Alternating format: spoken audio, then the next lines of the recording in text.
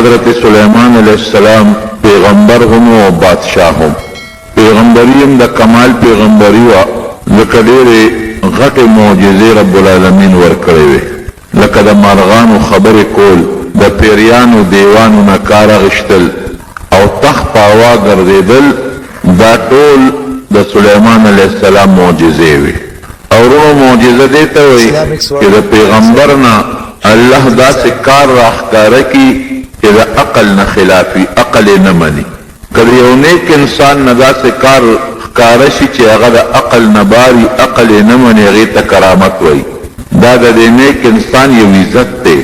د الله له طرف نه. او که د پیغمبر نه داسې کار ښکاره شي چې د عقل نه باري، عقل یې نه مني، هغې ته معجزه وایي. او معجزه ځکه ورته وایي اعجاز، عاجز کول. عربی کې ټول مخلوق او ټول انسانان د دې د مثل نه، د دې پشان کار کولو نه عاجز دي. ټول خلق یې عاجزه کړل، د دې څوک مثل نشي جوړولی. داسې عظیمه بادشاهي چې بادشاهي هم د هغه پشان د بل چا نه ده تېره، ځکه ټوله دنیا باندې حکومت و. هغه زمانه کې چې څومره ملکونه او څومره انسانانو په ټولو د هغه حکومت و. یو ځل بیبیان هم ګڼې پیغمبر له الله ډېر طاقت ورکړي. حدیث پاک کې راځي چې د یو پیغمبر طاقت دا د 100 جنتیان عمره دی، د 100 جنتیان عمره. او د یو جنتی طاقت د دنیا د 40 ځوانان عمره دی. نو د پیغمبر طاقت تقریبا دومره دی لکه 4,000 سړي چې وي، د 4,000 سړو برابر د پیغمبر طاقت دی. نو سلیمان علیہ السلام هم پیغمبر ګڼې بیبیانې وې، الله قوت او طاقت ورکړی او مجاهد و. زبردست جهاد به کو او د جهاد دپاره اسونه، اوښان، اتیان، هغه زمانه کې چې کوم لښکر و او ورسره و. پیریان او دیوان کې د چا تابع وي هغه ته بیا بل څه شی دی. ورسره ډېر سخیم و،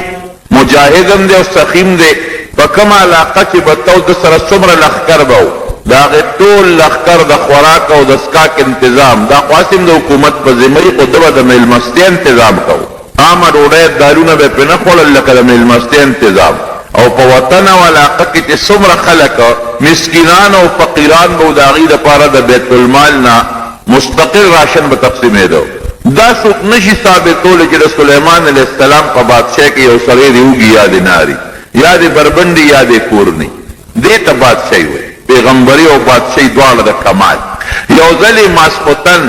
قسم وخوړه، انسان دې بیا هم کله کله خطا شي، وایي زما دا 100 بیبیانې دي، دې ټولو ته به زه راتلل کومه او الله ذوالجلال به د یوې شپې نه زما د دې 100 ښځو نه 100 بچي پیدا کوي، 100 زامن، بچیم نه 100 زامن. او چې دا 100 زامن زما پیدا شي، دا ټول به د الله په لار کې مجاهدین. انشاءالله یې هیر شو. دیو نه وی چې انشاءالله زه به دا کار کوم او زه به د 100 بیبیانو له راځم، انشاءالله لفظ یې ونه وی. نبی کریم صلی الله علیه وسلم فرمایي، د بخاري شریف حدیث دی، هماغسې وکړه، په هغه شپه هغه 100 بیبیانو ته راغی، لیکن یوه بیبي هم د ده په ارمان باندې پوره نه شوه. صرف د یوې بیبي نه یو بچی پیدا شو، هغه هم نامکمل نیمګړی دی، په تخت شاهي باندې ناست او هغه دایي ولره کوټې غوندې نیمګړې په ټوکړه کې بند د غوښې یو ګوټۍ راوړه، وی صاحب دا ستا د هغه یوې بیبي نه بچی پیدا شو، دا نامکمل. دا قرآن حکیم کې چې راځي که نه، ولقد فتنا څنګه د سلیمان والقینا علی کرسیه جسدا، موږ ورته په کرسۍ د پاسه هغه وجود ورواچو، هغه دا شی دی. هغه دایي ولا هغه نامکمل بچی راوړی، دا یې د هغه یو بیبي نه پیدا شو، دا هم نیمګړی دی، مل تشه غوښه ده. بعضې خلک ورونو دلته کې ډېرې بېځایه یا غلطې قصې کړي دي، بعضې دا ضعیفه او باطلې خبرې بعضې تفسیرونو کې هم شته چې د سلیمان علیه السلام سره ګوته وه او هغه ګوتې په ذریعه بادشاهي کوله او هغه ګوته ته بیا پیري یوړله او هغه دریاب کې پرېوته او په کور کې یو ښځه وه، هغې د بوتانو عبادت کوله. تصویرونه دا ټولې غلطې خبرې دي، دا په پیغمبر الزام دی. د پیغمبر په کور کې د بوتانو عبادت کېدل او بیا پیغمبر جادوګر نه چې د جادو په ذریعه باندې حکومت کوي، دا غلطې خبرې دي. اصل دا ده، دا یو ازمایش و چې د قسم وخوړه چې زه به 100 بیبیانو ته راتلل کوم او د هر یوې نه به یو مجاهد بچی پیدا کېږي، شاه سوار مجاهد، الله لار کې جهاد به کوي. انشاءالله یې هیر شو الله غټولې خبرې وتاسې هغه هېڅ ونه شو د هغې یوې ښځې نیمګړی بچی پیدا شو نبی کریم صلی الله علیه وسلم فرمایي بخاري شریف کې حدیث وایي که انشاءالله یې ویلې وې د دې سلو ښځو به سل بچي شوي وو او سین چې ده وې هر یو به د الله په لار کې عظیم مجاهد و شاه سوار مجاهد بو انشاءالله یې رون د دین مسله دا ده چې کوم یو کار سړی د راتلونکي زمانې د مستقبل سره تړي انشاءالله دې ورسره وایي دا مسله ده لکه مثلا یو کور جوړی نو انشاءالله زه به کور جوړوم ډیوټی له ځې چېرته ځې یاره زه دغه ته ځمه سهار له به که خیر زه خپل ډیوټی له ځم انشاءالله انشاءالله څه معنا که د الله خوښه شي نو که د الله خوښه شي دا کار کېږي که د الله خوښه نه شي خو نه کېږي د نبي علیه السلام نه یو انسان راغی یو سړی او د یو شي تپوس یې ترې وکړو د پیغمبر علیه السلام مبارک هم انشاءالله یېر شو چې یېر شو وحی بنده شوه بعضې ښځو پراپیګنډې کولې بعضې مشرکانو د نبي علیه السلام متعلق پراپیګنډې شروع کړې یو ښځه به مشرکه په مکه مکرمه کې هغې وې دله خو هغه خپل شیطان اوس نه رالي عیاذا بالله جبریل علیه السلام ته دا غلط نسبت کو 15 ورځې پس حضرت جبریل علیه السلام راغی 15 ورځې وحی بنده وه دا آیت نازل شو ولا تقولن لشیء انی فاعل ذلك غدا الا ان یشاء الله چې یو کار کې چې سبا به کوم انشاءالله ورسره خامخا وایه انشاءالله که ورسره ونه وایې داسې مه کوه بیا نو نبی علیه السلام مبارک په خپله انشاءالله یېر شو 15 ورځې وحی بنده و 15 ورځې پس حضرت جبریل علیه السلام راغی نو د دین مسله رونو دا ده چې کوم کار کې او د راتلونکي زمانې اراده دي چې دا کار به زه کوم نو دا به ورسره وایي که د الله خوښه شي که پښتو کې درځي داسې وایي که د الله خوښه او د الله رضی او که عربی کې وایي نو انشاءالله معنا څه که چرته شاء الله د الله خوښه وه نو ډېره ښه خبره ده بغیر د الله د خوښې نه څوک کار کوم ځای کولی شي د چا نه چاته نظر ولګي نظر د خله نه لګي او ته پوه شو چې زما نه خو د دې سړي نه ښه شو او زما دا نظر ورته لګي دته څه نقصان پیښیږي نو ما شاء الله کان وما لم یشأ لم یکن لا حول ولا قوة الا بالله العلی العظیم دا وایا او که په عربی کې نه درځي نو پښتو کې وایا الله چې څو غواړي کېږي او چې څو نه غواړي نه کېږي دا خو هر سړی ویل شي که نه الله چې څو غواړي کېږي چې څو نه غواړي هغه نه کېږي لا حول ولا قوة الا بالله دا ورسره ووایه نو ستا هغه بد نظر به هغه ته نه لګي نو ګوره هر څیز کې د الله خوښه شامله که رب العالمین به دې امداد وکړي نو حضرت سلیمان علیه السلام انشاءالله نه وې چې وې نه وې نبي علیه السلام فرمایي چې شی هسې لاړ یعنی بچو هغه سلو ښځو بچي راونړل چې ویلې وې سلو واړو به زامن راوړی او هر یو به د الله په لار کې مجاهد و دا د جهاد سره د شوق و په دې سوچ چې زما د مسل الکان پیدا شي او مجاهدین به یې اسونه یې ساتلي وو سار او مازدیګر به په اسونو باندې لاس راښکه لکه اس باندې سړی په دې شال لاس راکاږي په دې سټ ولا لاس راکاږي خوشحالي ورته هغه زمانه کې خو اس ناتیو لکه دې زمانه کې چې توپ او ټینک څنګه شی دی یو ځل د مازدیګر نه پس دا اسونو چې کوم مشر و هغه ته وې دا ټول جنګي چې کوم اسونو نظام را مخامخ کا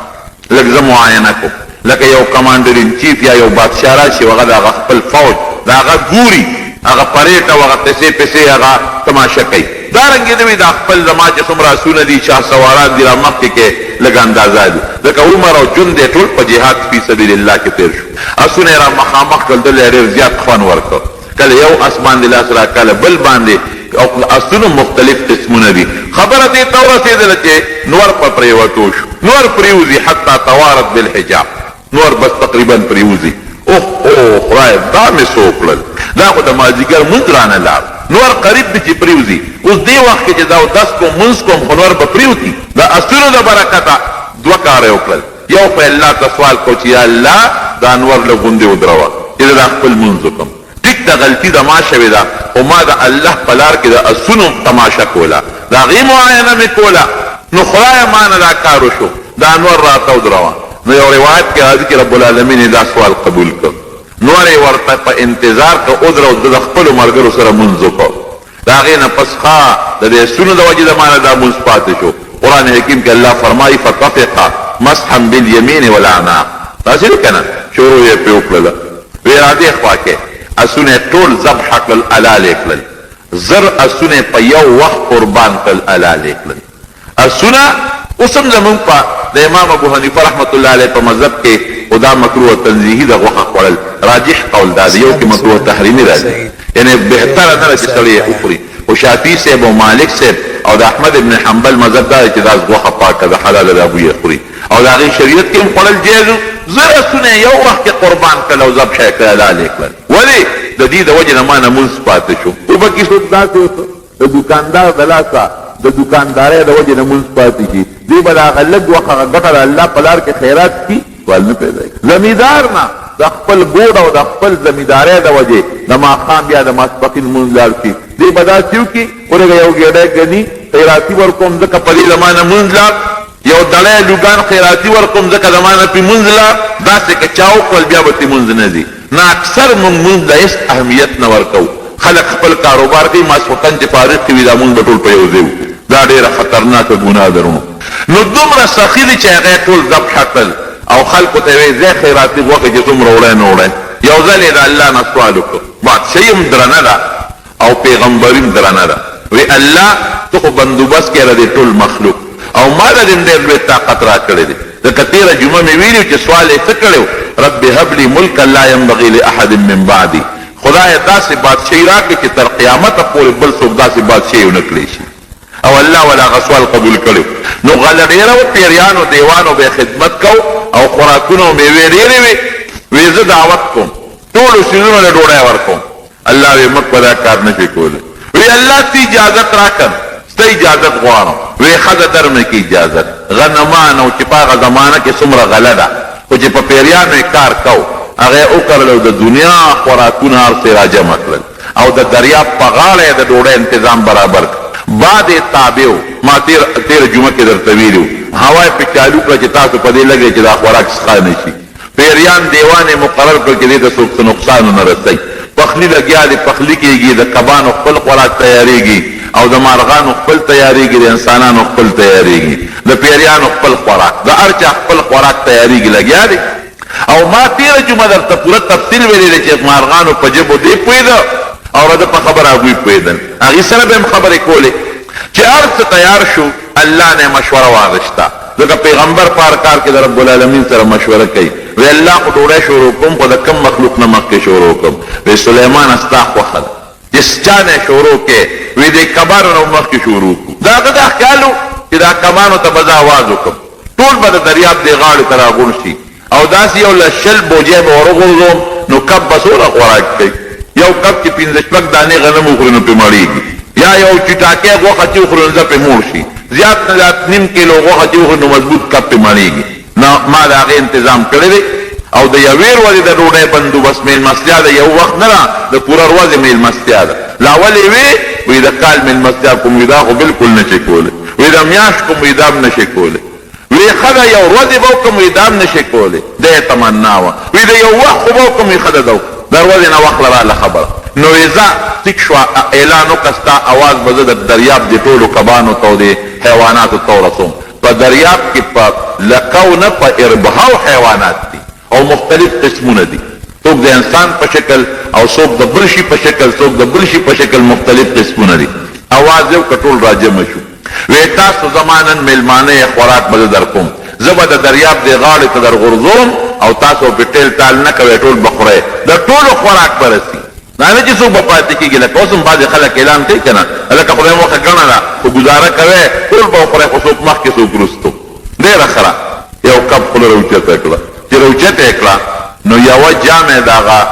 غلې چې هغه په څو میله کې هغه انتظامات یې کړي یو طرف ته کېښوده او بله جامې بل طرف ته کېښوده خو چې شی یې راغونډ کړ سکنجه راغونډه شوه چې څومره خوراک و ټول په یوه نوړی د هغه کب ګېډې ته ورسېد دقسې حق دق پاتې شو چې کاکا دا څه وشو چې څه وه خو د یو خوړل دا نور کبان به څه خوري دا نور خلک به څه خوري نو سړی خفه شي له غوندې که نه وایه خو هر څه تا خلاص کړل کب ته وایي اوس په خبرو د حیواناتو خو پوهېږي قرآن حکیم کې راځي تېره جمعه مې درته ویلو هر څه خو تا خلاص کړل دا دې نورو ته یې څه پرېښودل هر څه دې خوړل کب ورته وي میلمه ته څوک داسې رب جواب کړي د کراماتو چې دې وکړه زه خو تا نن میلمه کړی یم بس دې پوه شو وی روزانه ماله الله دون وړی دومره راکوي لکه دا چې څونه مې ستا ده وخوړه دون وړی نو نن چې ستا میلمه شوم د الله نه دې زه پټېکه واخیستمه نو یوه دې راکړه او یوه مې پاتې شوه اوږې به ګرځم رونو داسې ده که نه ده؟ رزق څوک ورکوي؟ الله ذوالجلال ورکوي. قسم دی چې رزق مونږ خلق وایو که غلا مې ونه کړله لوږې به مړ شم،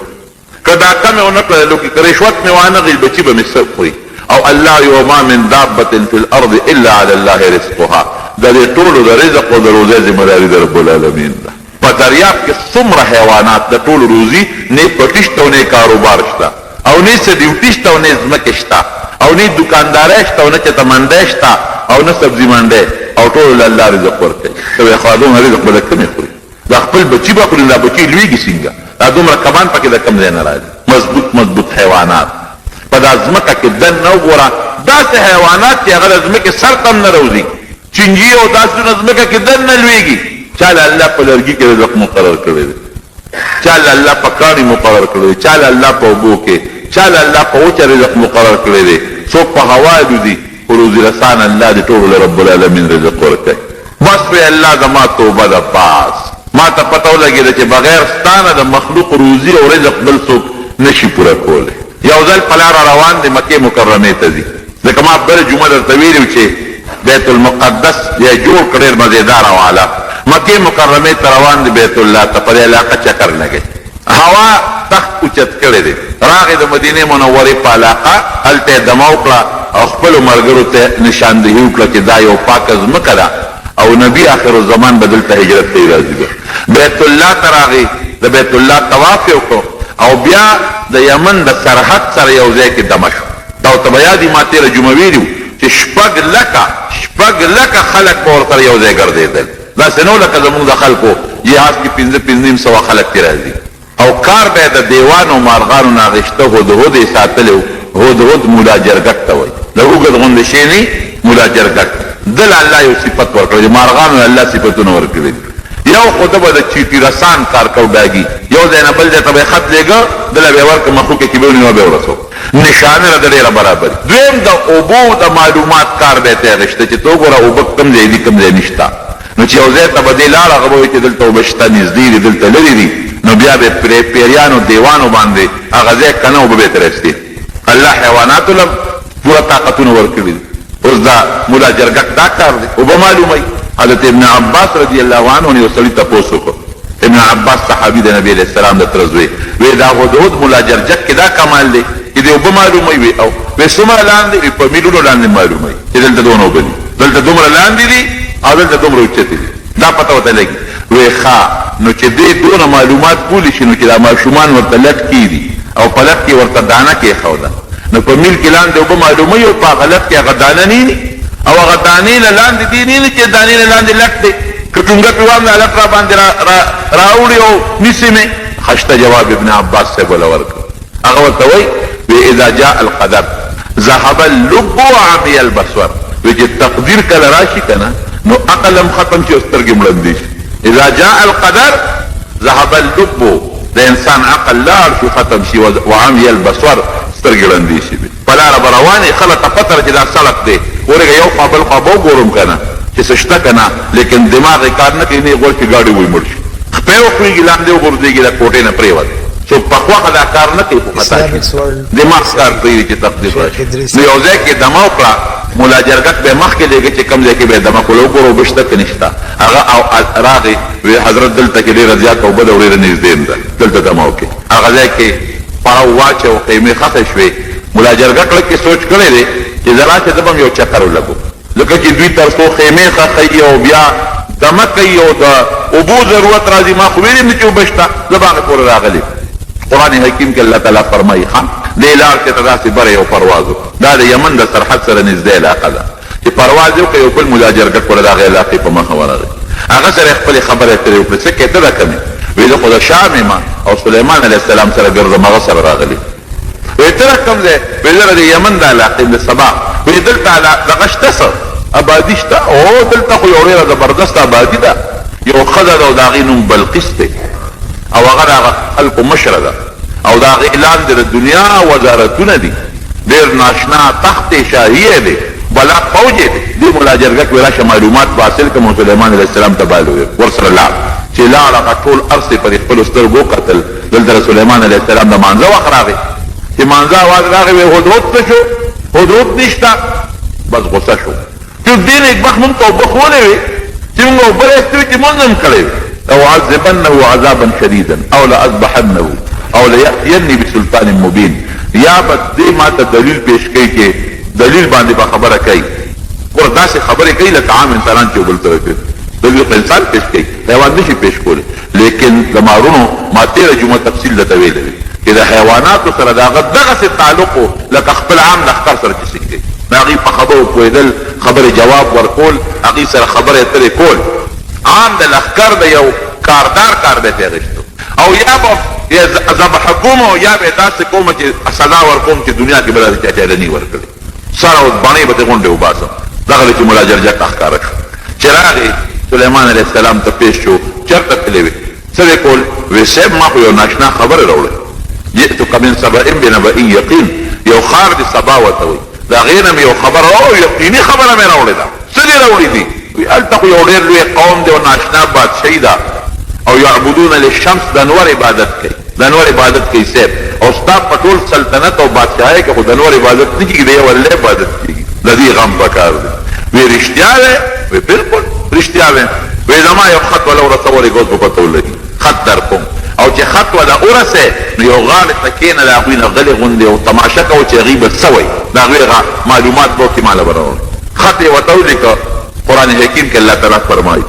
ټوټې خط دوه ګوتې خط یې ولیکه انه من سلیمان وانه بسم الله الرحمن الرحیم الله تعالی علی واتونی مسلمین دا خط د سلیمان علیه السلام بادشاہ طرف نه او دا خط شروع د الله د نوم نه شوی ده بسم الله الرحمن الرحیم دا الله په نوم شروع کوم کم الله چې نهایت مهربان او ډېر زیات رحم کوونکی ذات دی اس کبر به نه کوئ لوی به نه کوئ پر خپله بادشاه به فخر نه کوئ او زما له طرف نه دی لاندې چې ټول مسلمانان چې ماله راشه ګنې نه مو پرېږدم د سلیمان علیه السلام روح دبدبه د بلقیس ته رسېدلې وه د مخکې نه چې دا خط یې څنګه یوړه په مخوکه کې نو هغه به په شاهي محل کې دننه اوسېدله ډېر لوی تخت او تخت شاهي هغې کې ملاس ته دا بلقیس او ده دا خط په دې سوړه وردن نه شي دروازې بندې وې هغې یوړه د هغې په هغه سینه د پاسه هغه خط ور وغورځو او لار یو ګوټ کې کېناسته اوس د ښځې څه ګمان راځي چې دا خط به دې هود هود راوړي ملا جرګک به راوړي مارغان خو ډېر ګرځي په تاسو په چا خیال راځي چې دا شعر یې مارغه راوړه دا چې را بیداره شو ویې کتل خط یې په سینه پروت دی خط یې کولو که خط د سلیمان علیه السلام او په خط باقاعده مهر لګېدلی دی اعلی قیمتي مهر ابه داسې و لکه دا اوس هم بعض انسان په لفافه کې د دې بورډ دا پرچلي یو نستی بورډ هغه چې په هغه لفافه کې بند کړي د پاسه پې لاک ولګي او د هغې د پاسه یو سټیم مهر ولګوي چې پته ولګي چې دا کولو شوی نه دی دغسې یو مهر یې پې لګولی او بعضې مفسرین لیکي چې د عنبرو او د مختلفو خوشبودارو څیزونو مهر په زمانه کې چې څه منبرانو د هغې میټینګ نه و فوجي جرنیلان وغیره او خط یې ورته وښو چې دا خو ماته یو خط راغلی دی او داسې خط چې ډېر مزېدار کتاب کریم قرآن حکیم کې الله فرمایي ډېر د عزت خط دی او عزت دی معلومیږي او د سلیمان علیه السلام د طرف نه دی ځکه دې خو د هغه نوم اورېده او پکې دا الفاظ ذکر دي چې بسم الله الرحمن الرحیم دا الله په نوم شروع کوم چې څوک نو دې له دا معلومیږي یو سړی چاته خط لیږي نبی کریم صلی الله علیه وسلم هم چې خطونه لیکلي دي لا ولې خپل نوم لیکلی دی ښه د دې واقعه مې دې لپاره شروع کړې ده چې تاسو ته د یو پیغمبر قوت طاقت معلوم شي د الله امداد او دې کې چې کوم مسایل دي چې هغه معلوم کړي ګټه خبردار نو خط چې لیکي لاول به خپل نوم لیکي دا عامه قاعده ده نبی علیه السلام چې کومو بادشاهانو ته خطونه لیکلي دي اول یې خپل نوم لیکلی دی من محمد صلی الله علیه وسلم من محمد عبد الله ورسوله د محمد صلی الله علیه وسلم د طرف نه دا خط دی چې د الله بنده او د الله رسول دی الى هرقل عظیم الروم یو بادشاہ ته خط لیکلی د هغه نوم هرقل عظیم الروم کې دا د روم بادشاہ دی نو علما د دې نه معلوموي چې خط لیکي مخکې به خپل نوم لیکي او زمونږ د پښتنو یا زمونږ د اردو والا د خط طریقه څه ده لاول چې چاته خط لیکي د هغه نوم لیکي وروسته خپل نوم لیکي دا غلطه طریقه ده ولې د مخکې خپل نوم ولیکه چې چاته ورسي چې هغه ته د مخکې نه پته ولګي چې دا د پلان کې خط دی د هر چا د دوستانو د ملګرو یو بل سره خپل روابط دي نو هغه بعضې وخت کې مونږ لم خط راشي یا تاسو لم راشي نو چې خط نیمې ته ورسوي نو زر یې وګوري لاندې چې ورېږه لېږلی چا دی ځکه دا انداز د بیان خو څه جدا غوندې معلومیږي دا خبره خو ډېره خشته ده یا ستغه ده یا د دمکۍ ده ورېږه چا را لېږلی دا خط نو چې هغه سړی په کړاو کې چې او بیا وروسته ګوري چې کومه کرښه کې نوم دی نو د مخکې نه ورته خپل نوم ولیکه. نو یو د خط طریقه دا ده چې خپل نوم به باقاعده د خط په اول کې لیکي. دویم چا سره چې د ملاقات وکړو نو خپل نوم به ورته اخلي فلان کې. نبی علیہ السلام مبارک یو صحابي دروازه وړبوله، تپوس یې ته کې من څوک من هو؟ هغه وی انا معنا زیمه. نو نبی علیہ السلام او فرمایل انا زق زیمه، انا ستوي نوم اخلي چې نوم دې سره. نو طریقه دا ده چې څوک د چا ملاقات ته لاړ شي او دروازه وړبوي او هغه ته تپوسو کې دی فورا خپل نوم ورته وایي فلان کې چې دا هغه په دماغو بوج را نشي، پته ورته ولګي چې د سړي سره د ملاقات ضرورت شته نشته، دروازه کولو کوم یا نه کوم. دا د مسلمانۍ طریقه ده. یا دې زمانه کې څوک په موبایل چا سره خبرې کوي یا په ټلیفون خبرې کوي نو چې څنګه ملاو کې نو فورا خپل نوم ورته اخلي فلان کې خبرې هغه ته پته ولګي څوک. نو بعضې وخت موږ سره هم څوک خبرې کوي هلکه څوک اوس مې لکه نه پېژنې خدای نو علم الغیب خو اطلاع لري ما ته څه پته لګي ښځه بس اوس لوی خلک شوی که نه اوس ته موږ څه پېژنې. ګوره بل سړی دې په کلاو کې واچو هغه دې په پریشانۍ کې واچو بې ځایه خبره دې اوږده کړه کېدي چې د هغه څه ضروري کاري. نو د مسلمانۍ طریقه باندې چې موږ عمل کوو د دنیا او د آخر دواړه کارونو به راته اساني وروړو. ما ته مخکې ورځو کې ما یو شاګرد ټلیفون وکړو په باندې ته ونه هغه چې ټلیفون یې وکړو نو ما ته څوک یاره جوي ما خو سهار هم درته سره خبرې کړې وې ته ما نه پېژنې خدایه نو سهار خو ما سره پنځه شپږو کسانو خبرې کړې دي نو ته به یې کم یاوې څه پته لګي ما. نو دا شی به بالکل قطعا نه کوې او په دې نیت یې کوې چې دا د نبي علیه السلام مبارک طریقه ده نو الله به اجر او ثواب هم درکوي. نو که چا له ملاقات نه مخکې لاړې خپل نوم به اخلې خط کې خپل نوم مخکې لیکه. دارنګې په موبایل یا په ټلیفون چا سره خبرې کوې فورا خپل نوم اخله د فلان کې خبرې کوو دا هغه زړه غواړي خبرې ورسره کوي که نه غواړي نه کوي یا که دوست دی مصروف دی ته به وایي چې ورور لږ ساعت پس خبرې کوو او که خیر خو لکه مخکې خپل نوم اخیستل پکار. دویم نمبر د الله د نوم نه به شروع کوې بسم الله الرحمن الرحیم. ګوره سلیمان علیه السلام بسم الله الرحمن الرحیم وایي نبی علیه السلام چې خط لیکي بسم الله مخکې کړی خپل نوم یې رسطو کړی. سلیمان علیه السلام خپل نوم د هغې نه مخکې کړی دی بسم الله یې رسطو کړی نو الله نوم به اخلي بسم الله الرحمن الرحیم. که چا سره په ټلیفون خبرې کوې او که چا له ملاقات نه ورغلې نو فورا بسم الله وایه او یا چا سره خط لیکې نو بسم الله الرحمن الرحیم لیکه. زمونږ بعضې خلک د بسم الله په ځای دغه 786 لیکي د دې هېڅ حیثیت نشته. 786 څه شی دی؟ بسم الله د عربی الفاظ دی د قرآن یو آیت دی بسم الله الرحمن الرحیم او قرآن اسم للنظم والمعنا جميعا د لفظ او د معنا د دواړو نوم دی. نو 786 به ټیک د معنا ورکي لیکن په 786 کې د الله برکتي نوم نشته الله پکې شته نشته الرحمن پکې نشته الرحیم پکې نشته. نو بعضې خطونو کې خلک بسم الله نه لیکي او دلیل څه نیسي یاره چې دا خلک بیا سبدیا بلدي احترام نه کوي نو دا لارو کوڅو کې غورځوي نو په دې وجه بسم الله نه لیکو. خنه چې تا لاندې خپل نوم لیکلی عبدالرحمن رحمان د خدای نوم دا دی وایي لیکو هغه دې پکې لیکلی د چا چې پرې خط ولېږو د هغه نوم دې لیکلی دی په خط کې دې 50 نومونه لیکلي دي جمنین تلمسي او متمني شرکت 50 د یو خوا لیکلي دي او 10 د بل خوا لیکلي دي په چا کې د الله نوم دی په چا کې د پیغمبر نوم دی. نو د هغې د احترام د سره نشته د بسم الله نه د احترامۍ نه یېرېږي. اخبارونه خو ګورې په هغې کې خو په سوونو د الله نومونه راغلي دي د هغې د بې احترامۍ نه خبرېږي. د دکان سودا خو د اخبار په کاغذ کې خرڅی وایي دا جي د انګلش اخبار دی نو د انګلش په هغه کې د الله نوم نیسه د الله د نوم به پوره احترام کې ته بسم الله الرحمن الرحیم ولیکه. هغه سړی که د الله د نوم احترام نه کوي اپوی شه او خدای پوی شه ته خپله غاړه خلاصه که د واده خط لیږې که د مړي خط لیږې که عام خط لیږې بسم الله الرحمن الرحیم ولیکه که نه او هغه مسلمان دی چې چاله خط لیږې هغه د الله د نوم احترام وکړي که نه. بشر حافي لوی بزرګ تېر شوی دی بشر حافي په لاره باندې او زبردست دغه دی د شرابخور دی او بدعمله زناکار په خپله مخکې زمانه کې او شرابخانې ته روان او شراب وله په لاره باندې یو خط لیکون ته په هغې کې بسم الله الرحمن الرحیم لیکلی دته یو کاغذ ټوکړه وه چې هغې راواغېست د الله نوم دی پکې نو زر فورا کور ته لاړ کاغذ یې صفا کړ هر انسان په زړه کې یو جذبه یو قدر راځي او هغې بند کړ خوشبویي پې پورې کړه او پخوا خلکو پټکي به په سرول دا یو رواج و اوس هم بعضې علاقو کې خلک پټکي د رواج د وجې نه په سروي د هغه پټکي په هغه ول کې هغه د الله نوم ورمنډه یو احترام یې هلکې راغی د شرابخانې ته به ته پټکې به یې راواخېست میز پورې به یې ویزان کړ وایي د الله نوم دی پکې دننه به لا او چې واپس به راغی پټکې به یې راواخېست په سر د پاسه به یې کېښود. زمانه تېرېدله دغه علاقه کې یو عالم رب العالمین یې په خوب کې ولید الله ډېرو خلکو په خوب کې لیدلي ښه رب العالمین یې په خوب کې ولید. احمد ابن حنبل رحمت الله علیه یو کم سل کرت الله په خوب کې ولید وی په سلم کرت مې کې ولید نو تپوس پته کوم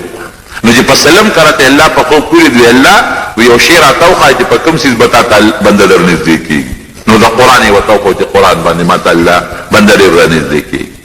نو دغه عالم خوب کې رب العالمین ولید الله په خوب کې ولید چې ویلی ده الله ورته ورشه او بشر ته بشر حافي ته زما سلام ووایه دی چې را بیدار شو تپوس کوي یاره بشر حافي هر سړی ورته وایي هغه بشر خو بل نشته او دغه شرابي بدعمله زناکار شته بل نشته وایي اوس هغه ته د الله سلام څنګه ورسول یو نه بل نه تپوس کوي خوب شاګوان کې په بله شپه بیا رب العالمین په خوب کې ولید زما سلام دې ولې ونه رسو الله ما له حیا راځي چې ستا سلام دغه سړي ته ورسوم دا خو زه ګورم که بل نوم باندې بشري اخو شرابي دې هم دغه شرابي ته ورسوه چې را بیدار شو چې تپوس یې کو کور نه معلومات وکړل بشر حافي وی هغه تللی دی شرابخانې کلب ته تللی شراب والا کلب شرابخانې ته بس الله حکم و حساب نه شو نیغ راغی دروازه و څوکیدار ته بشر شته وی څه کوي وی شراب یې څښلي دی او نشه پروت دی الا وی ما ورته یاد کړه یو پلان کې مچی راغلی تا سره کار دی چې ورغې ویې وکړو او شرابو په نشه کړو ورته ویې د کلي هغه پلان کې مولانا صاحب راغلی دی تا سره څه خبرې کوي بس هغه ویې ګنده اسرائیل علیه السلام د هغه په شکل کې راغی که ما سره مولانا صاحب څه کار دی ابا ما څه کوي دا جوړ اسرائیل علیه السلام د مولا شکل کې راغلی دی او جوړ چپه کوي مې بېغمه کوي مې بس هغه د یارې نه ته هغه صاحب هغه نشې هغه سار ختم جو په منډه راغی چې څنګه راغی دا مولانا صاحب ورته رغاړه ورته وی یو خبره درته کوم استاد په ذات ته الله قسم یې رښتیا بناته وی وایه څه خبره کوې زر وایه څه چل دی ورته وی یاره لږ په ستا صورت شه ما دوه شپې وشو چې رب العالمین په خوب کې لیدلی او په تا سلام وایي دی ولیدل دا خبره یې واورېده په ژړا شو خپل پټکې را په سر کوي زه چې زه څه کوم او الله ما سره څه کوي الله ګوره ډېر مهربانه ذات سبقت رحمتي غضبي د سل موقع د الله د قهر راشي یو موقع د رحم راشي هغه یو کم سل غضبونو ته نه ګوره یو رحم ته ګوره حدیث پاک کې راځي چې د الله سل رحمت دی یو رحمت دنیا ته را لېږلی دی او دا په خلکو کې تقسیم کړی دی وایي چې دا پلار او دا مور په بچي رحم کوي او تر دې حده پورې نبي علیه السلام فرمایي چې دا اس دا خپه په بچي کېږي او بچي چغه کي او دا اس د خپل چت کې رحم یې پرې راشي یا لکه مثلا چرګه ده هغې بچو له ته ګوتې یو څه څونه ټونګې در باندې لګوي دا رحم یا د سپي بچو له ته ګوتې یو څه چکونه در باندې لګوي وی دا ټول د الله هغه یو رحمت دی چې تقسیم کړی دی په دې خلکو کې د هغه یو رحمت په وجه باندې دا حیوانات او انسانان په خپلو بچو په یو بل رحم کوي او یو کم سل رحمتونه الله ځان سره ساتلي دي یرحم الله بها عباده یوم القیامت د قیامت په ورځ به دا یو کم سل رحمتونه استعمالي او په خپلو بندګانو به رحم کوي واقعي که د الله دغه رحم را نه شي زمونږ بلا ګناهونه دي قسم دی مونږ څه نه کوو نو خبره مې دې پورې کوله چې هغه هم لکې سوچ کوو چې دا زه څه کوم د الله ما سره څه کوي وایي د اول خو مولانا صاحب نن نه پس زما توبه بس الله په ما سلام وایي نن نه پس زه به نه شراب څښم نه به ګناه کوم او ورته وایي ته خپلې خبرې پرېږده ما پوهې کا چې تا باندې الله دا سلام څنګه ویلی دی وایي نور خو اسم نشته دغه یو مسلماني مې شته باقي چې زما عمره څومره بدعملي ده دا په مخ د ځمکه په چا کې نشته اوس هم د شرابو په دې نشه کې در سره روان یم خو یو نیکي مې کړې ده یا څه شی دی پاک کاغذ پرچې وله سر نه راوویسته ویل الله دغه قانون مې په ځمکه نوم ته راوچت کړی مې او د هغې احترام نه کړی بلې یو رکوټي نوم او د زبیدې قصه مې درته نه ده کړې چې زبیده به الله د قیامت په ورځ باندې تپوس ته کوي څه دې کړي دي وی الله ما خو بلا خیراتونه او نهر مې راوستلې مکې مکرمې ته وی دا خو ما طاقت درکړی که ما نه وې درکړې طاقت او ما د بادشاه ښځه نه وې جوړه کړې تا څه کولی شو وی زه په یو ټکي دې بخم وی نوړی دې روچته کړې وه خولې ته دې وړه او الله اکبر وویلې شو زما نوم واغېستی شو نو تا سر تورو نوړی دې واپس په پلیټ کې کېښوده چې د الله د نوم احترام کوم نو سر دې پټ کړ بیا دې نوړی اوچته کړه زما د نوم په دغه احترام دې بخم وایه اوس موږ څه باندې الله د نوم احترام کوو سره یې ته وایي د الله لپاره ما ته څه مه وایه د الله په نوم یې نه پرېږدې قسم درته یو سړی وخوري په هغې اعتبار نه کوې د الله نوم کاغذ د انګریزي اخبار انګریزي اخبار کې د الله نومونه نشته هغې کې سودا خرڅوي هغې نه بوټی جوړوي اخبارونه موږ دقسې غورځوو دا خو اسانه خبره ده غون راغون که پوټۍ تلې ورته ورته که یو غاړه کې ورته ځو راوړه دریاب کې غورځوو زما وروڼو د الله د نوم د پیغمبر د نوم د جومات د قرآن د کڅوړې د جومات د دغه کورونو د دې به ټولو احترام کوو دا زموږ مسلماني ده دا زموږ شعائر الله دي ومن يعظم شعائر الله فإنها من تقوى القلوب نو خبره مې دې پورې کوله چې بسم الله د خط په اول کې خامخا به لیکي دا پکې لازم بسم الله الرحمن الرحیم لنډه خبره الله تعالی علیه واتونی مسلمین کبر بنه کوي دعوت د اسلام در کوم مسلمانان شو زما تابع شي هغې چې خط وکړ بلقیس هغه خپل چې څومره جرنیلان او وزیران او خادمان او خلق ورسره دي ورته وی تاسو مشوره کوم څه وکړو هغې ورته وی نحن اولو قوة وبأس شدید من خو ډېر لوی طاقت دی زمونږ او فانظري ماذا تأمرين باقي ستا مشوره ده خو پام کوه چې لاندې خبره وکړه کې زمونږ ډېر لوی طاقت دی ډېر لوی لښکر دی او مونږ ډېر مضبوط یو مونږ څوک نشي والی که به مونږ څوک هم حمله کوي مونږ یې طاقت لرلی شو ځکه ما درته ووایي چې د هغې ډېر انتهایي مضبوطه علاقه وه سبا تاریخ لیکي دا د یمن اوس هم د یمن په علاقه کې دا شته او د یمن په علاقه کې قرآن حکیم د دې صفت کړی دی د سبا دا دومره عظیم الشان علاقه وه چې قرآن کې الله تعالی فرمایي وی د دې یو بند جوړ کړی یو بند یې جوړ کړی بند او هغه بند زه حیران یم اوس ساینسدانانو ته ګورو هغه زمانه کې وګورو تاسو زاړه آثار قدیمه وګورئ حیران به شئ 3.5 میله بند و د توربېلې څومره دی 3.5 میله بند د توربېلې ټول به یو میل بني د یو غر نه بل غره پورې 3.5 میله اوږد 150 گز 1.5 گز اوچت او 50 گز پلن دا یو بند و ډیم چې څه ته ویل کېږي 3.5 میله اوږد او 150 گز 1.5 گزه اوچت اسمان طرف ته او 50 فوټه پلن زما په خیال توربېلې والا به 50 فوټه پلن ني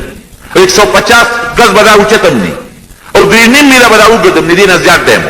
او دې کې بیا کړکۍ جوړې کړې وې کړکۍ په هغې باندې به اوبه پرېښودې مختلفو علاقو ته اوس د بند کې کړکۍ جوړول او هغې انتظام هم وي که نه کړکۍ خو داسې نه چې څوک دې ورکړي او کړکۍ د کولو کېدو نه د اوبو طاقت چې زور پرېشر ورکولي نو هغه کولول هم اسانه خبره خو نه ده معلومېږي دا چې په دې دنیا باندې یو دور د ټکنالوژي او د ساینس تیر شوی دی دا بند په اسانه خو نه جوړېږي دا یو بند او قرآن حکیم کې الله تعالی فرمایي چې ښي طرف ته او ګس طرف ته باغونه دا قرآن وایي ګورې ښه دا الله کتاب دروغ نه وایي او داسې باغونه په دغه علاقه کې چې هر قسم میوه پکې وه هر قسم میوه او خوشبودار بوټي پکې وو او مفتی شفیع صاحب رحمت الله علیه لیکلي دي چې خالي ټوکری به د چا په سر وه خالي ټوکری او د باغ په میانځ کې به روان شو چې د په خپله لار به تو خالي ټوکری به په سر وه د باغ نه چې به وتنو ټوکری به د میوو نه بیا ډکه شوې وه دومره به باغونه د میوو نه ډک و را پرېوتل به په دا ځمکه میوې هر قسمه میوې وې پکې او قرآن حکیم کې الله تعالی فرمایي چې دې خلکو له ما بهترین رزق ورکړی الله قرآن کې صفت کوي الله چې صفت سے کوشش کوي نو به صفت تابع دی کنه په میلیونو زما په خیال کې دی وخت کې زما ذهن کې نه راځي ما بېګا یو تفسیر کته 360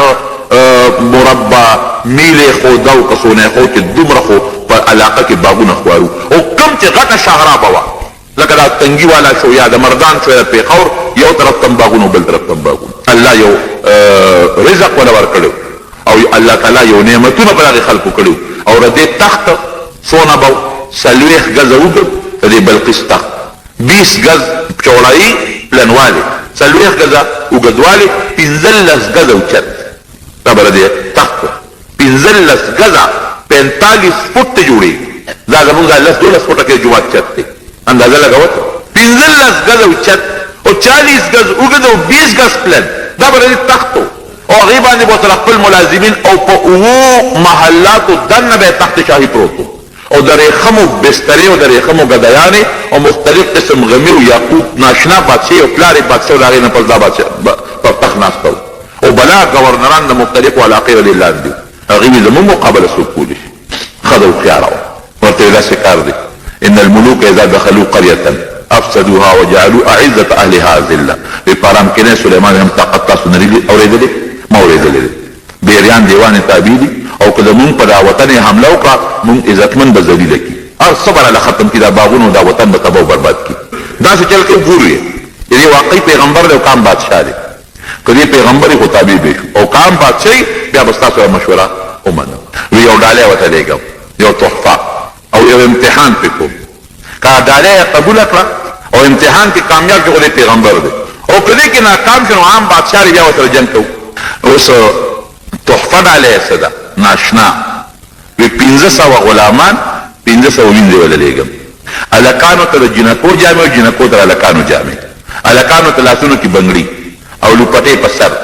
چې دې دا پته لګولی شي که نشي لګولی قابل دی که ناقابله او مختلف مختلف قسم یاقوت او غمی او هیره او لال جواهرات یو ځای کړل او اسونه او خان وې دا ټول به د سلیمان علیه السلام ته تحفه بشو او په منځ کې پکې یو ملغلره کېښوده هغې کې سورې کړې دی خو په داسې سینسي طریقه باندې چې هغه سورې کوږ دی وی صرف یو شی به ستا زه معلومات کومه چې دا اوتار یې ورسره کېښود بس نور یې غږ ونه هغه هدهد خو هر څه په دا خپلو سترګو ولیدل راوال به په سلیمان علیه السلام له راورسېد سلیمان علیه السلام دا لوبه یې کړې چې 500 هلکانو ته جنکو جامې چولي او جنکو ته هلکانو دا خو دا خبره تا پوهیو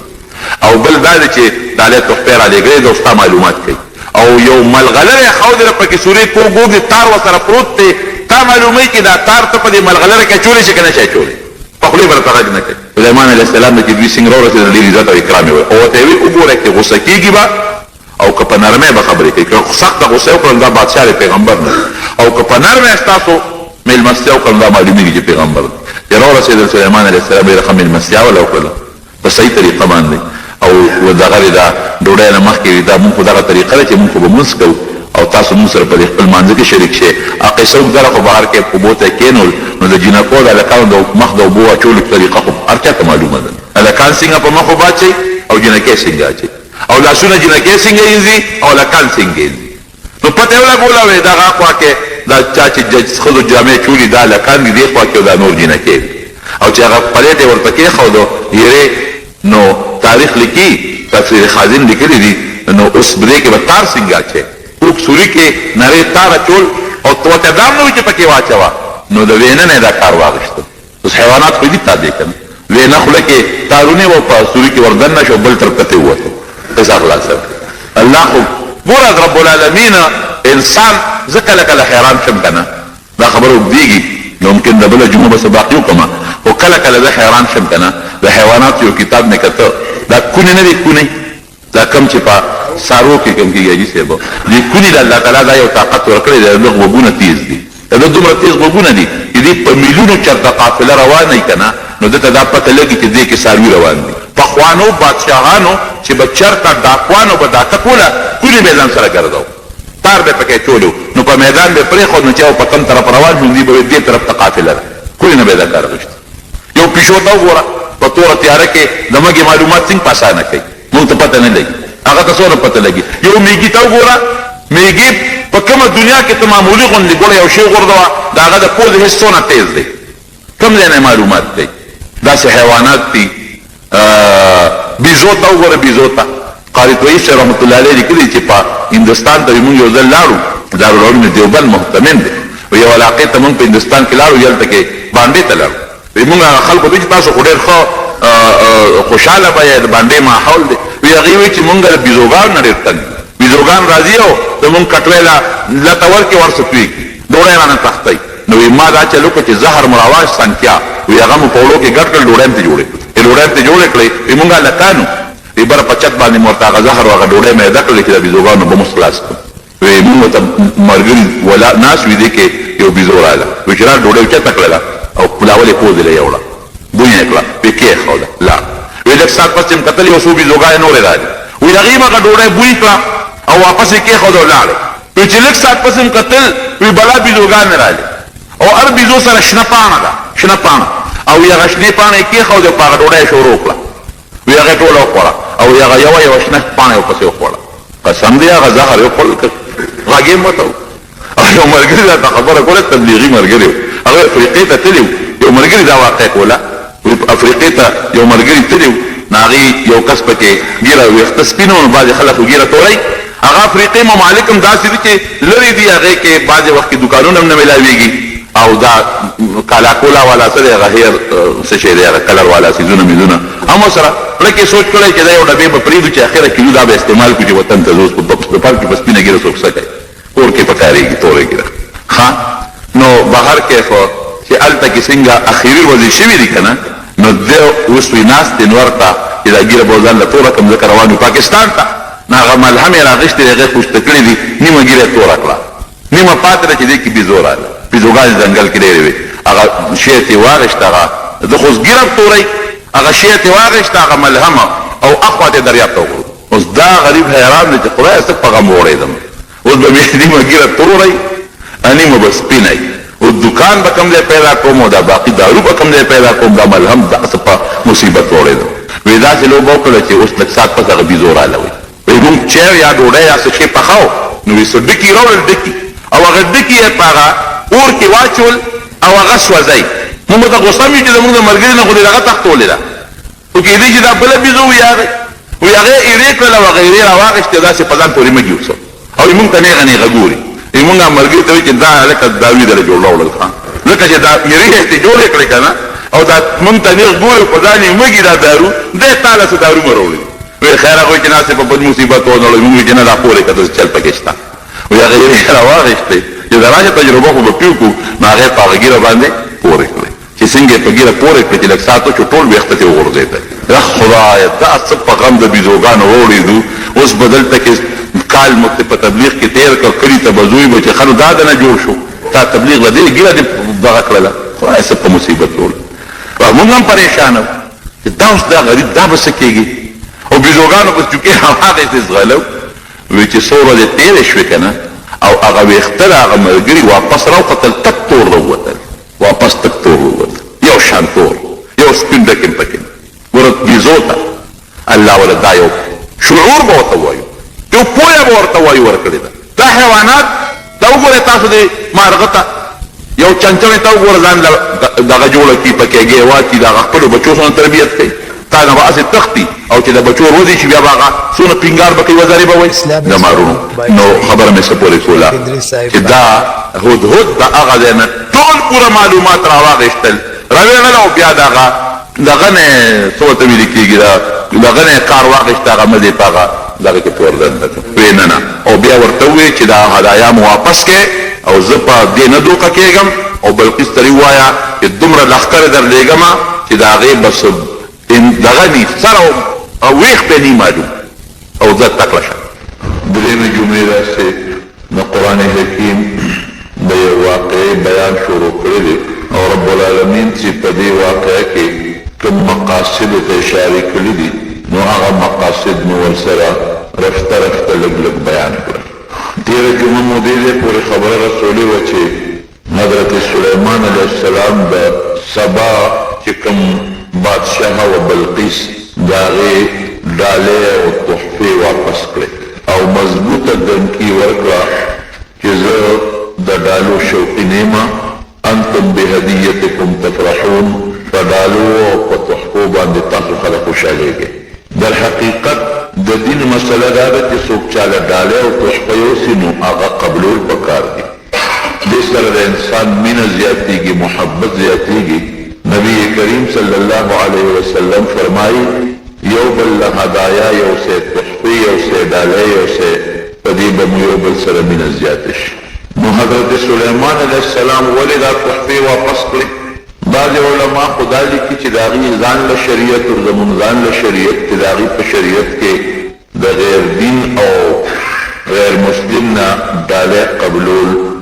جایز نو او اصل خبرونه داسې نه ده بلقیس چې دا تحفه او ډالۍ سلیمان علیه السلام له رالیږلې وې نو هغې معلومه وه چې دې بادشاه د پیسو شوقي دی د دولت او د ډالو شوقي دی او که واقعي د الله پیغمبر دی هغې د یو امتحان په شکل کې دا تحفې او ډالۍ رالیږلې وې سلیمان علیه السلام په یوازې بادشاه نو د الله پیغمبر و هغه ته وحي سره معلومه شوه او هدهد هم ورته الوي چې تا باندې یو امتحان کوي که ډالۍ دې قبولې کړې ګورې بیا ستا متعلق به د هغې سوچ دی چې د یو عام بادشاه دی نو په دې وجه هغه تحفې او ډالۍ قبولې نه کړې او دمکي وله ورکړه چې داسې لښکرې درلېږم چې د هغې د مقابلې به څوک نه او تاسو سره به زه پوه شم او یا به ایمان راوړی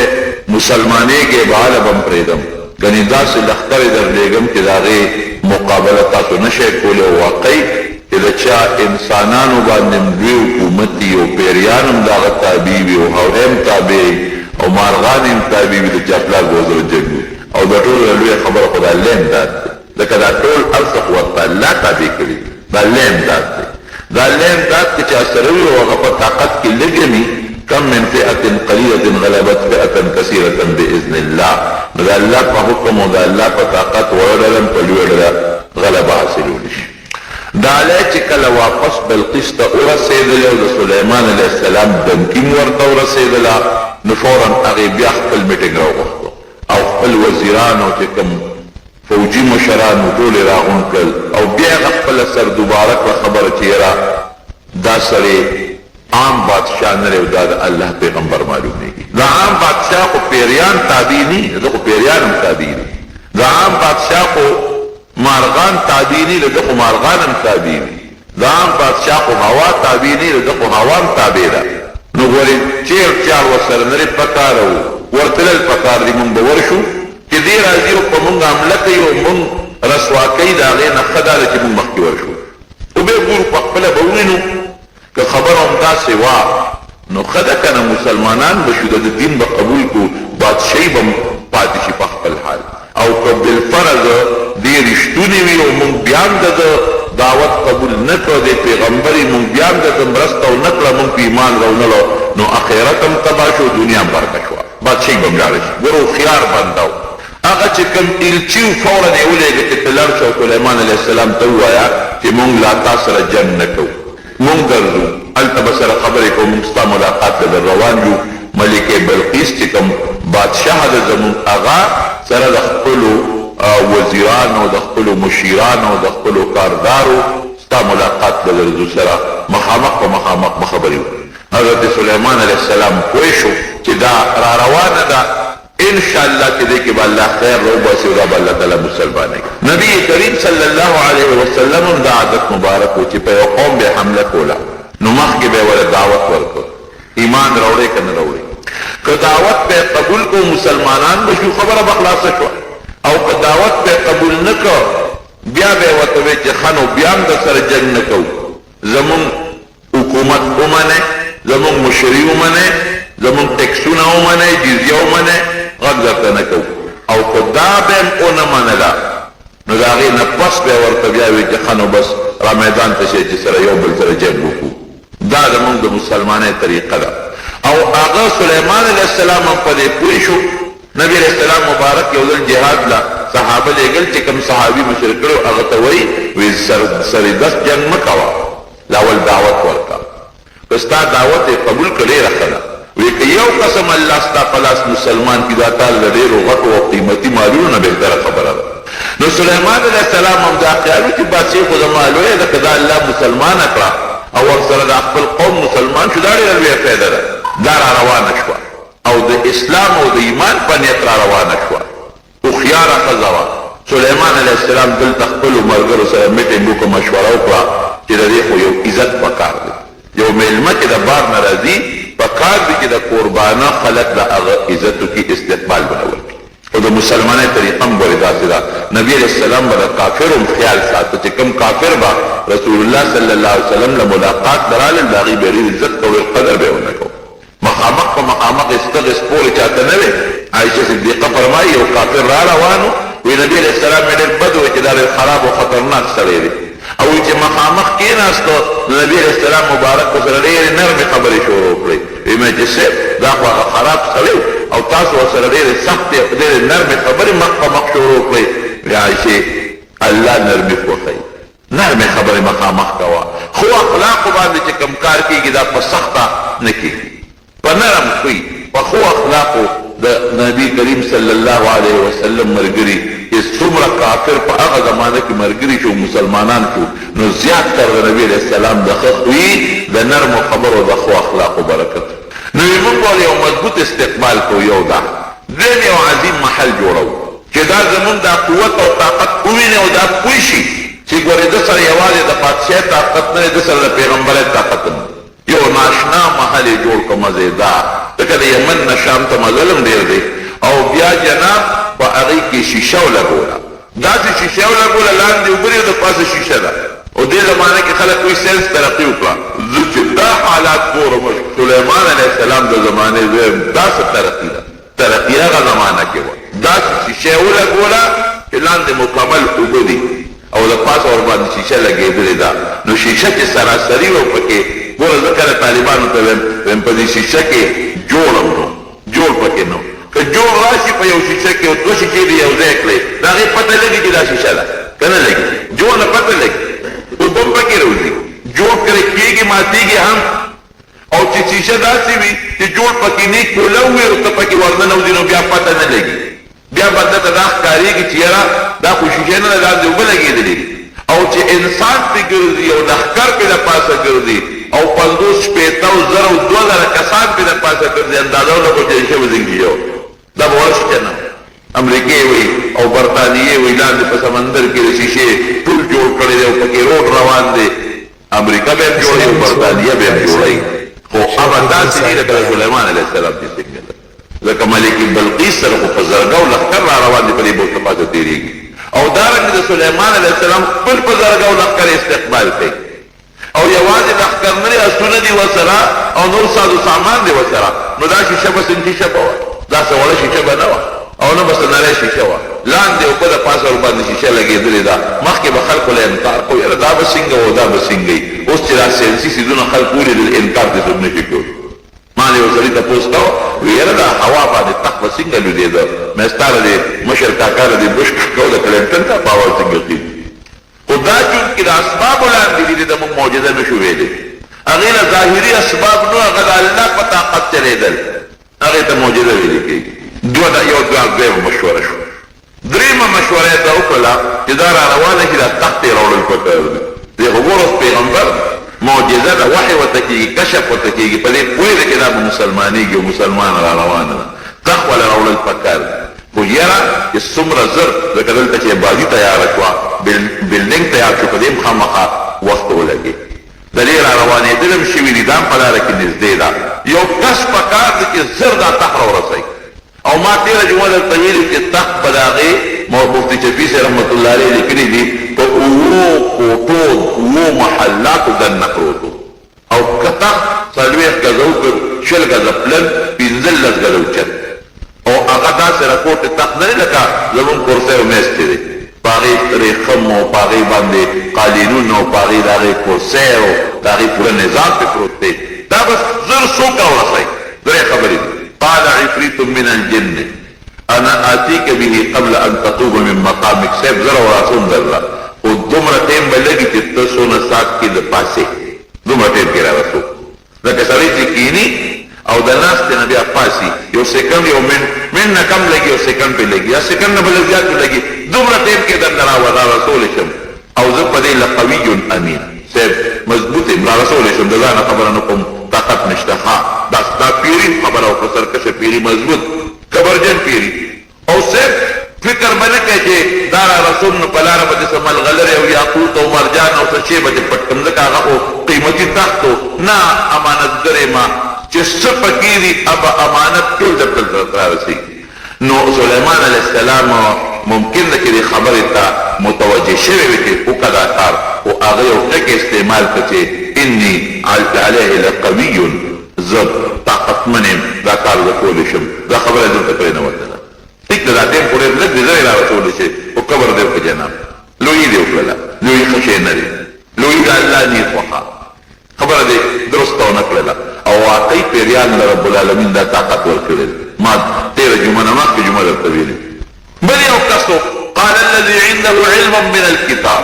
انا آتيك به قبل ان يرتد اليك طرفك بل یو کس چې هغه سره د کتاب علم دی پوهه د عالم دی د سلیمان علیه السلام وزیر دی حضرت آصف هغه وایي چې ورځ هڅه وایي وی صاحب زه درته را رسولی شم د سترګې فرق کې دا بل خو ډېر ټیم یاد کړ چې زه پاسم په پاسېدو خو لا وخت لګي نه سترګې رب خو چې سترګې دې پټې کړه او بیا دې کولاو کړې شی به تیار کړو اوس د دې سړي خبره په دوه وجو بهتره وخته یو دا چې دا پوهې دی د کتاب علم دی ورسره عالم دی دا هغه مخکې په نسبت هغه سرکشه پیرې کبرجن او بل د ده را رسولم زر کېږي نو زموږ مفسرین لیکي چې ده په کوم حکمت را رسو ځکه پیري د خدان دی او جنس دی هغه له خو الله یو طاقت ورکړی دی او دا خو عام انسان دی نو دې څه را رسوي وی ده سره د الله نوم د اسم اعظم برکتو اسم اعظم نبی کریم صلی الله علیه وسلم فرمایي زما په نومونو کې یو نوم دی لوی نوم د الله تعالی څوک چې د دغه نوم په توسل مانا سوال کوي نو زه ورله هغه سوال هغسې قبلوم چې څنګه دی غواړي حضور دعا خو انسان چې وکړي نو د انسان دعا قبلېږي خو د قبلېدو مختلفې طریقې کله چې ته څه غواړې هغه الله درکړي کله چې ته څه غواړې هغې کې به د خیر نه د هغې په ځای به الله شر ختم کړي کله چې ته څه غواړې در به یې کړي خو څه موده پس به یې درکړي او کله چې دا دعا ته کومه غواړې دا به د الله خیرت او ساتي خیرت کې به یې درکړي نو د قبلېدو خو مختلفې طریقې اسم اعظم کې دا یو کمال او برکت دی چې ته څنګه غواړې هغه شی رب العالمین درته درکوي څومره سات کې غواړې څنګه یې غواړې نو اسم اعظم ځان د کار نه دی دا دعا دپاره یو سبب او وسیله ده مختلفو صحابه کرامو سوالونه کړي دي او نبی علیہ السلام چې د هغې سوالونه اورېدلي دي نو وویل پاره دعا باسمه الاعظم الذي اذا سئل به اجیب د الله په هغه اسم اعظم سوال وکړي چې په دې څوک هم سوال کوي نو دعا قبلېږي اسم اعظم څه شی دی دا څوک وایي د الله دا نوم الله وایي دا اسم اعظم دا الله خپل نوم دی دا الله دا نوم یې ښودی اسم اعظم و اعتقاد غواړي پوره تعلق د الله دا نوم پوره روحاني اسباب کې څومره دي نو هغې کې عقیده او اعتقاد شته ظاهري اسبابو کې د عقیدې ضرورت نشته ډسپلین ګولی دی خلک عقیده دې پې وکني خو چې خېټې ته دې ورغله نو خوله درنه وباسي اوبه دې وڅکلې که دې پې عقیده وکني نو تنده دله ختموي او روحاني اسباب هغه اعتقاد غواړي هغه خو ظاهري سبب دی چې ستا کار کوي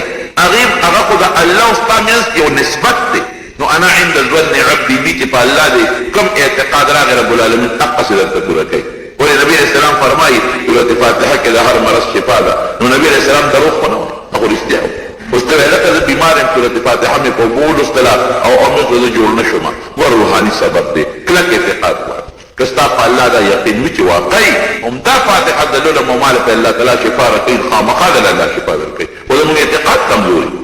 متزلزل یو مونږ یا الزمزم لما شرب له نبی علیہ السلام فرمایي زمزم چې کوم مقصد له اوس کو الله هغه مقصد درته پوره کوي او تجربه هم داسې د نبی علیہ السلام په حدیث کې تجربې ضرورت هم نشته خو تجربه هم داسې ده د ډوډۍ لپاره بعضې حضراتو شپږ میاشتې د زمزم په اوبو ګزاره کړې ده نه یې د اوبو ضرورت راغلی دی بې دې ډول نه د ډوډۍ او د بیمارۍ لپاره علاج لپاره استعمال شوي دي الله په بیماري هم ختموي ډېر خلک وایي مونږ په زمزم اوبه څکو نه جوړېږو هغه اعتقاد او یقین کمزوری دی نو اسم اعظم دی سړي ته زده یو سړي د نبي علیه السلام په مخ کې دعا کوي اسألک باسمک الاعظم الذي استأثرت به نفسك في مكنون الغیب وی خدای ستا په هغه اسم اعظم سوال کوم چې تا په خپلو پټو خزانو کې ځان سره پټ ساتلی دی هغه لم پې دعا قبوله کړو دومره یاد ورته نو چې کوم دی الله تا ته معلوم دی که بل سړی سوال کوي اسألك اللهم بأنك أنت الله لا إله إلا أنت الحنان المنان ذو الجلال والإكرام نبی علیہ السلام کو فرمایل وی دا الله په اسم اعظم سوال وکړو ان دعا به قبوله بهر کې په زمارونو دغه سړي سره آصف سره اسم اعظم د اسم اعظم په برکت به د بلاغي استحضار وکړو د الله نه به سوال وکړو او سوال یوازې په جبه نه سوال په زړه کې زړه کې انسان خپله مدعا حاضره کړي که ته دا ووایې چې یوه سوال خوب ټیم غواړي که اسم اعظم ډلولو باندې هم وخت لګي او سترګې رب خو ډېر معمولي ټیم دی د زړه استحضار او په زړه کې الله ته توجه ورکول بیا د الله تعالی دعا قبلولو باندې ټیمونه نه دی د حضرت ابو هریره رضی الله عنه قصه مې درته نه وکړه چې راغی سید نبي کریم صلی الله علیه وسلم ته مور ووایه وایي سید دغه مور بیا وویل ما واپس کافر کړي کافر کړي وی هر وخت مې وایي ته زما د مور لپاره دعا نه کوې چې الله زما مور مسلمانه کړي او مور سره چوکۍ یا لرګي لاس کې پرې راځغلي او جومات ته ورپسې راننوته او ابو هریره صاحب ته مخکې د منډې وایي نبي علیه السلام ته راغی وایي صاحب دغه دی راپسې راغی اوس تا مخکې مې هم وایي نبی علیه السلام مبارک صاحب وایي چېرته دغسې لږ معمولي غوندې خدای د ابو هریره مور مسلمانه کړي او چې دوه درې قدمه را مخکې شوه وایي ترورې یا خورې څنګه رالې وایي صاحب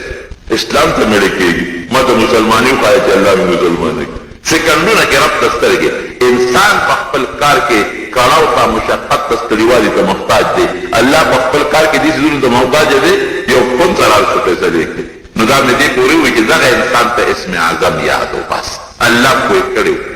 د کتاب پوهه ورسره علم ورسره عالم هغه الله له طاقت ورکړي نو ځکه سلیمان علیه السلام د دې سړي خبرې له توجه ورکړه چې دا عالم دی دغه سرکجه پیرې په خپل کار کې دې له توجه ورکول پکار نبی کریم صلی قرآن حکیم کې چې الله تعالی کوم وخت کې فرمایي چې حضرت آدم علیه السلام الله خلیفه جوړو ولې خلیفه جوړ فرشتو سوال الله وی که عبادت ته پیدا کې هم کوو کنه موږ ستا خپل عبادت کو مزیدار او چې دغسې د ده نه مخکې څوک پیدا کړي دي پیریان دې پیدا کړل څومره فساد یې په مقدس ځمکه کو الله امتحان ته اخلي دا ورته نه وایي چې ودرېږه یاره یو میاشت تاسو هم عبادت وکړئ او په آدم علیه السلام هم زه عبادت کوم ګورو سره چې کم یو به زیات خپل عبادت کوي نه د علم امتحان ته اخلي او د علم په امتحان کې حضرت آدم علیه السلام کامیاب شنو خلیفه جوړ زما روح اصل چیز ګورې علم دې پوهه ده الله دې موږ ته د دین پوهه نصیب کړي که د دنیا پوهه هم کم قوم سره نه دا قوم تباه دی نن د دنیا پوهه امریکې سره او لندن سره ده ټول مسلمانان ورته محتاج دي علم نه بغیر کار کوم دی کېږي د دنیا پوهه مونږ له پکار ده او اصل پوهه د دنیا نه ده اصل پوهه د دین ده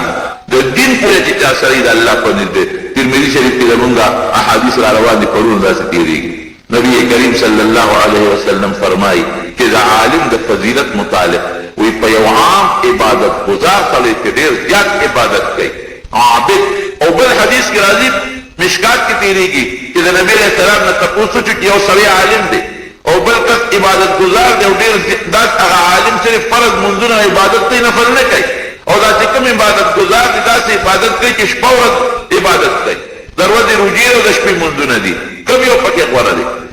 نبی کریم صلی الله علیه وسلم وفرمایل وی زه په یو ادنا مسلمان غوره یم دا منې که نه منې وی او صاحب دا خو بلکل منو نو دا مو منې چې د عالم په د عابد دقسې غوره عالم له الله ډېره لویه درجه ورکړې حدیث پاک ترمذي شریف کې پرون زموږ تېر شو چې علماو ته مخلوق د خدای دا حیوانات هم دعاګانې کوي تر دې حده پورې چې په سورو کې میږي او په دریاب کې کباب د علماو دپاره دعاګانې کوي چې الله علما په مقدس مکه جمع دي ولې که علما دي نو څه موده پس څه موده خو به خلک الله الله یادي نفلونه به کوي عبادت به کوي خو بیا به څه موده پس د خلکو د ذهن نه د الله نوم ختم شي دا خو تا ته عالم ښیي الله شته موجود دی یو دی د صفتونو مالک دی د قدرت مالک دی د الله نوم د مقدس مکې نه ختم شو قیامت ته راشي نه به کبانې او نه به میږي هغوی ته پته ده چې دا زمونږ دا ژوند د عالم سره تړلی دی که عالم وي مونږ به جملي یو قیامت نه راځي که عالم ختم که قیامت ته راشي د الله نوم به ختم شي نو بهر کې ورته وایي چې ما سره د زه د رب د سترګه کې را رسولی شو سلیمان علیه السلام ورته یو ابتدا کار وکړ ډېره خبره ورسوه خو چې حضرت سلیمان علیه السلام سترګې پټې کړې او ویې غړولې تخت ورته مخامخ پروت و د پیري په طاقت راونه رسېده د چا په طاقت راوسېد ورونو د الله په طاقت الله ورسوه او چې تخت یې وکتل حیران شو خو ناشنا تخت دی او فورا یې د الله شکریا ادا کړه کبر غرور یې ونه کړه اوس زمونږ بادشاهان خو چې یو کار وکړي کبر غرور کوي هغه کبر غرور نه کړه او زما داسې بادشاهي ده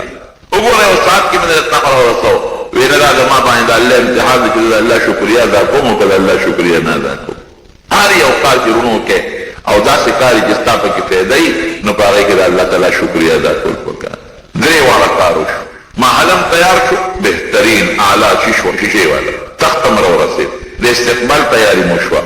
سلیمان علیه السلام یې ورېږې د ښځې خو زمونږ ځای ته د امتحانونه واخېستل مونږ هم د دې امتحان نه جو چې دا هم څه پوهه ښځه ده او تاسې بېوقوف نه غوندېده وینکرو لها عرشها دا تخت ولا لږ بدل لا بدل څه کرسۍ مخکې څه وروستو او چې دا کوم شکل یې دا ولا لږ غوندې کړ ته ترې کموې مه خو دا ولا لږ ګډوډ کړې چې دا راشي چې دا خپل تخت پېژني که نه پېژني صاحب زبردست استقبال یې ورته وکړ حضرت سلیمان علیه السلام دا راورسېده چې راله څنګه او هغه چې کوم محل ته خامخا غټ ګېټونه لګېدلي په هغې رانه نوځي او هغې خو لار د شیشې جوړې کړې ده چې دا څنګه راتلله نو مېلمه ته خلک وایي چې زه ته مخکې شه که دی مخکې کړه چې دا به مخکې شي اوس که موږ مخکې کېږو خو دا پوهېږي ته به مخکې شه چې دی وکتل چې اوبه دي خیال یې دا وکړه چې بعضې علاقو کې خلک د خوند لپاره اوبه هم ساتي که پرې خلک تېرېږي نو دې فورا وکشفت عن ساقیها دا پنسي اوچته کړه چې ګیندا جو په اوبو زه ورپورې وځم لږې اوبه غوندې دي خو چې خپې کېښوده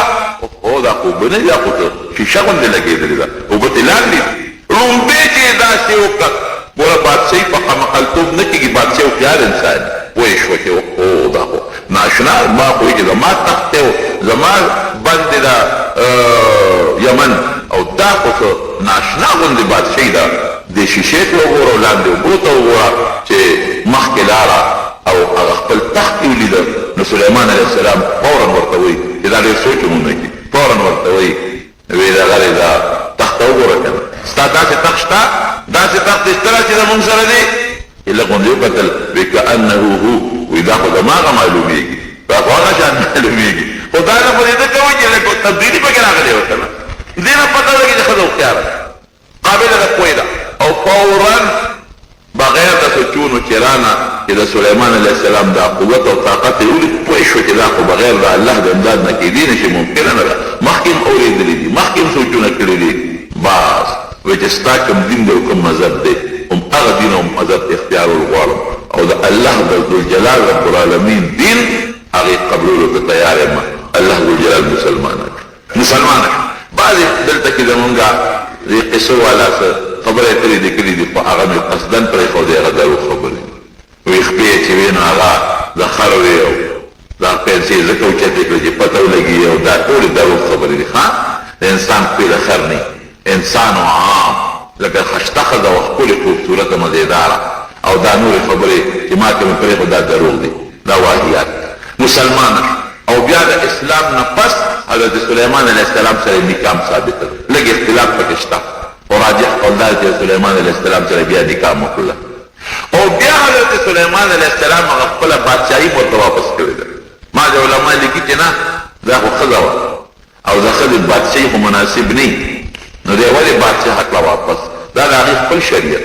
زموږ خپل شریعت دی د هغې خپل شریعت هوښیاره ښځه وه پوهې وه قابله وه خپله بادشاهي یې ورته واپس کړې ده د یمن بادشاه وه او د سلیمان علیه السلام سره نکاح ثابته ده زمارونو دغه سلیمان علیه السلام چې د دومره لوی قوت او طاقت خاوند خاصیت دی چې د مرګ د مخکې الله سره مشوره کوي نو ساعت په خپل ټیم حضرت عایشه صدیقه رضی الله عنها فرمایي چې کوم وخت رسول الله صلی الله علیه وسلم بیمار او اخري د وفات وخت نو حضرت اسرائیل علیه السلام ورسره نو د نبی کریم صلی الله علیه وسلم سره مشوره وکړه او جلال الدین سیوطي رحمت الله علیه په خصائص کبرا کې لیکلي دي د معجزاتو کتاب دی چې جبرئیل علیه السلام اسرائیل علیه السلام کې جبرئیل علیه السلام او اسرائیل علیه السلام دواړه دا جبرئیل علیه السلام او ملک الموت دواړه نو چې جبرئیل علیه السلام څنګه راننوته نو د نبی علیه السلام نه اجازه وغوښته ویل دا یو فرشته ده او د مرګ فرشته ده او دا د اسمان نه په لومبي ځل راکوزه شوې ده د دې نه مخکې دا د اسمان نه نه ده راغلې اسماعیل د هغې فرشتې نه و که ستا په خوښه اجازت درنه غواړي نبي علیه السلام مبارک خو پوه شو هسې مخکې نه پوه اجازت یې وله ورکړه نو چې هغه څنګه راننوت هغه د مرګ فرشته نو نبي علیه السلام مبارک ته فورا عرض کوي چې زه خو راغلم الله را لېږلې ما چې زه ستا په روح قبض کړم څنګه مو ووهله نو نبی علیہ السلام مبارک حضرت جبریل علیہ السلام ته وکتل لکه انسان چې چا سره مشوره کوي نو حضرت جبریل علیہ السلام ورته څه وایي اوس ګوره پیغمبر ته چې دا خبره وکړي هغه بیا دنیا کې پاتې کېدل نه غواړي وایي د الله رسوله ستا خپله خوښه ده که دنیا کې پاتې کېدل عمر ته موده غواړي هم ستا خپله خوښه ده خو الله ستا ملاقات ته ډېر په شوق کې دی اوس پیغمبر ته چې ته وایي چې دنیا دې خوښه ده که الله ملاقات ته خوښ دی او بیا دا ورته وایي چې الله ستا ملاقات ته په شوق کې دی نو پیغمبر په دنیا ته دی نو زما وروڼو نیټه هم حق دی چې په کومه نیټه خدا د پیغمبر یو عزت دی نو عایشه صدیقه فرمایي چې د نبي علیه السلام مبارک روح کله مبارک وتی دی نو دا الفاظ یې وویل چې اللهم الرفیق الاعلی یا خدای دا هغه لویه ملګرتیا غواړم وایي زه پوه شم چې دا حقه حدیث دی چې کله وخت نبي علیه السلام په دنیا کې و او فرمایل به چې پیغمبر سره الله د وفات په وخت کې مشوره کوي وی مشوره ورسره وشوه اذن لا یختارنا موږ نه غوره کوي او الله غوره کوي نو سلیمان علیه السلام سره مخکې رب العالمین دغه مشوره وکړه چې زه خو دې ځان ته رابلم اسلامیک سوال بای سعید شیخ ادریس صاحب بیان لیکن دا بیت المقدس کوم تیارېدل غواړي نقشه تیاره کړه د پیریانو چې دا کوم مشر دی هغه یې ورکړه هغې به خپل کار کې په منبر کې په منبر باندې ناست دی ځان ته یې کونټۍ دې ځینې تاړه مثلا الله تصور یا شپږ میاشتې یا یو کال دقسې کونټۍ باندې ځنه پرته ده او پیریان راځي او تماشه کوي په داسې کې نه ګوري او یو بل ته وایي چې ګورې هغه دی خپل عبادت ته ناست دی ښه اعتکاف ته ناست دی چله کې ناست دی چا به برادر کار کوي دلته جومات پوره شو بیت المقدس دلته کې وینو لاندې نه کونټۍ ویښوه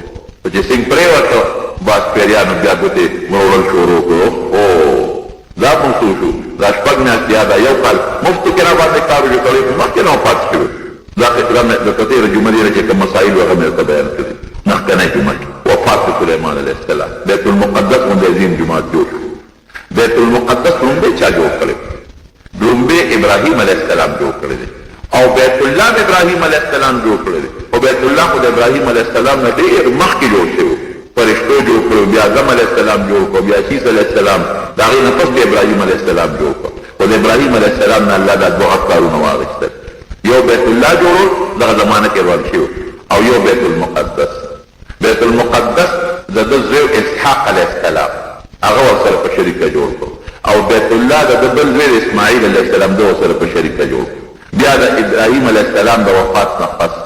د هغه نوسی یعقوب علیہ السلام پکې لږ کار کړی دی جوړ کړی دی او بیا د هغې نه پس حضرت سلیمان علیہ السلام په یو ناشنا انداز جوړ دا یو پیغمبرانو قبرونه اوس هم د هغې په جوار کې شته بیت المقدس ډېر جلیل القدر پیغمبران او د ثواب یې ډېر فضیلت دی نبی علیہ السلام صرف د دریو جماعتونو د لمونځ فضیلت ذکر کړی دی یو د بیت المقدس یو مسجد نبوي مبارک او یو بیت الله شریف و د بدقسمتینا بیت المقدس نه زمون په قبضه کې نه د یهودیانو په قبضه کې تللی هغوی سره مسلمانان پکې دي منځونه پکې کوي او په قبضه کې د یهودیانو دی او هر کله چې دي طبیعت یې ورته خړ دی ځکه هغوی څو ځله دا فیصله وکړه خو د مسلمانانو دغه نه یریږي او بلکې کېدی شي د مسلمانو څه طاقت پاتې دی دا فیصله کوي هغوی چې دا مونږ بدلو په هیکل سلیماني څه مطلب چې دا به زمونږ یو عبادتخانه ګرجتې جوړولو دی بیت المقدس دا زمونږ د بېغیرته او د دې بېغیرته حکمرانانو وجه ټول حکمرانان زمونږ په عربو کې دي په عجمو کې دي بېخونده دي بېغیرته عظیمه قبله چې کوم زمونږ د پیغمبرانو جومات دی زمونږ پیغمبرانو جوړ کړی دی او د عبادت او د ملز پکې ډېر لوی فضیلت دی ډېر لوی ثواب او ډېر لوی اجر دی پکې هغه جماعت نن د کافرو په قبضه کې او په دې کوشش کې دي چې دا به مونږ کله د خپلو عیسایانو دا اضافتا مې د یهودیانو په ګرجه بدل خپل عبادتخانه دې جوړوي د یهودیانو خو دا سلیمان علیه السلام ته به جادوګر وي عیاذا بالله مونږ غواړو چې دا هر څه د سلیمان علیه السلام دي دا خو د الله تعالی په طاقت دي په یو ساعت کې تخ را رسېدل نبي کریم صلی الله علیه وسلم له الله څومره طاقت ورکړ معراج ته چې کله نبي علیه السلام مبارک کړ د ام هانئ د کور نه الله روان کړو ام هانئ د علي صاحب کور د نبي علیه السلام د تللو او د هغې په کور کې ودو په کوټه کې او د هغې ځای نه روان او څومره مزل شو حتیم ته راغی سینه مبارکه اوښتېدله بیا په براق باندې سور کو بیت المقدس ته یې بوتو او بیت المقدس کې 2 رکعته لمونځ وکړو پیغمبرانو سره ملاقاتونه وشو او د هغه ځای نه بیا اسمانونو ته لاړ او د اسمانونو نه پورته لاړ جنتونه یې وکتل دوزخونه یې وکتل د دنیا مزل یې وکړو ډېر زیات چکر یې وواهه نبي علیه السلام مبارک او ډېر لوی سیر یې وکړو او په هغه شپه کې واپس راغی او دا په څومره ساعت کې دا ټول کارونه وشو نبی علیہ السلام مبارک حدیث پاک کې راځي چې نبی علیہ السلام د کومې بسترې نه پاڅېدلی هغه بسترې له واپس راغی هغه هماغسې ګرمه وه هغسې هغه د انسان چې د بسترې نه پاڅي هغه ګرموالی حرارت پکې وي هغسې ګرمه وه او چې په هغه کومه بنده اوځي د دروازې نه هغه جبریل علیه السلام راغلی په چت وګورې ووت په دروازه چې بنده اوځي نو هغه زنځیر وي کنه چې راښکته کړي هغه زنځیر داسې رسېږي راښکته کړي پخوا کرو والا زنځیر دی هغه رقیږي نو چې څنګه دي وتله هغه دروازه کولاول هغه زنځیر راښکته کړه هغه رقېده نو چې نبي علیه السلام مبارک دا دومره لوی سفر په واپس راغی هغه زنځیر هغسې رقېدلی او درېدلی نو دا به ورته ناشنا ښکاري چې د آصف د اسم اعظم د دعا په برکت تخت په رب د سترګه کې ورسېده یمن نه شام ته لیکن دا ورته د هغې نه زیاته د نبي علیه السلام دا معجزه ناشنا ولګي چې په دومره لږ ساعت کې دومره لوی سفر مو شو معمولي ساعت دا د الله طاقت یې زمانو نو یهودیان په سلیمان علیه السلام دا غټ اعتراض لري سلیمان علیه السلام یې چې دا خو جادوګر دا جادوګر نو پیغمبر سره چې کوم طاقت د عقل نه بعد هغې ته معجزه ویل کېږي دا معجزه وه وفات کړ د بیت المقدس په ګوان کې دفن شو اوس د بیت المقدس عیسی علیه سلیمان علیه السلام قبر چې کوم ځای کې دی هغه یمن چې ما مخکې جمعه درته ویلو چې هغه کوم مضبوط ډیم او ډیم لوی باد په میلونو او اوچت او پلن او د دنیا اوبه او هغه سرسبز شاداب علاقه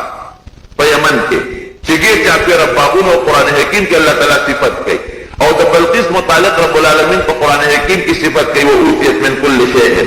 چې په دغه زمانه کې د بادشاهانو سره کوم څیزونه دغه ټول څیزونه ما بلقیس ته ورکړي زمانه په تېره شوه بلقیس هم وفات شوه چې زمانه تېره شوه دغه قوم سرکشي شروع کړه د الله تعالی نافرماني شروع کړه او لوی او کبر یې شروع کړه الله هغه بند وشله بد باندې الله ګوره بعض وخت کې یو دا معمولی سیز نه الله تعالی لوی طاقت واخلي مګي الله په غبن باندې مسلط کړي مګي پکې لګیاوي سوري پکې استلې باندې ټول کمزوري کړ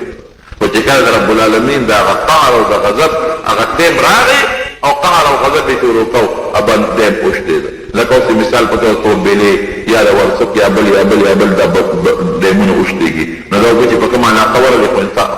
علاقې تباه شوې هغه دیم وشلېده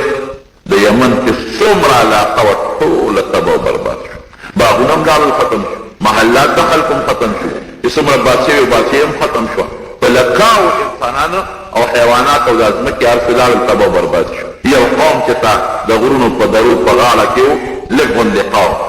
هغې ته هغه اوبو نه رسېدلې چې هغه بچ پاتې شو هغه قوم چې بچ پاتې شو د هغې بیا په یمن کې د اوسېدو انتظام نه ځکه یو ځای کې چې قوم اوسېږي نو هغه ځای کې اوسېږي چې د خوراک څښاک انتظام کوي که نه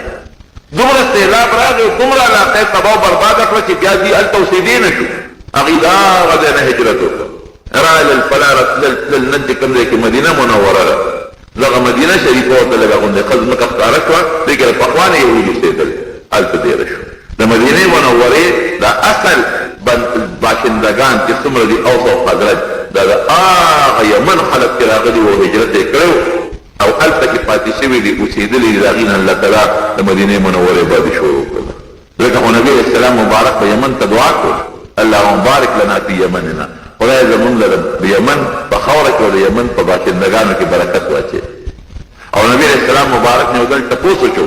د عقیدې مطابق وایي صاحب که د خلکو عقاید ګډوډ شي نو موږ به خپلې عقیده کوم ځای معلوموو